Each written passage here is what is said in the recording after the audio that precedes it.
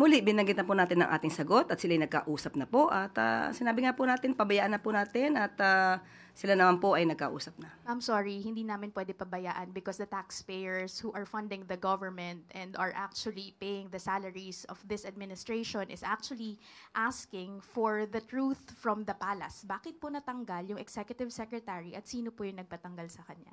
Hindi ko po masasabi kung sino po nagpatanggal sa kanya. Binanggit ko po kanina na hindi ko po alam kung sinong kausap niya.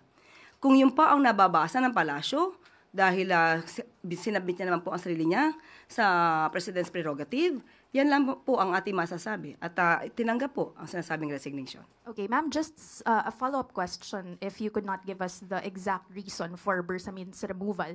The former executive secretary was not the first official who actually experienced this kind of treatment na parang they were caught by surprise with their removal. We saw the removal of Baguio City Mayor Benjamin Magalong from the ICI, also the removal of former DPWH Secretary Bonoan from his post.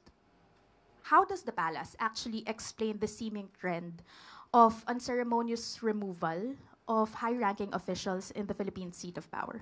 Tanong po natin, tinanggal po ba si Mayor Magalong? Sino po ba ang nag-resign?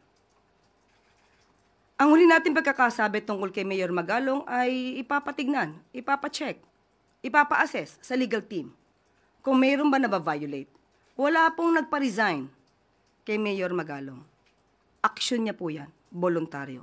Kaya hindi po pwedeng isama o sabihin na may unceremoniously call for his resignation. Yung nire-raise po nitong mga opisyal na to is that nauuna lagi daw po yung yung announcement before they were actually called on or discussed yung issue with themselves.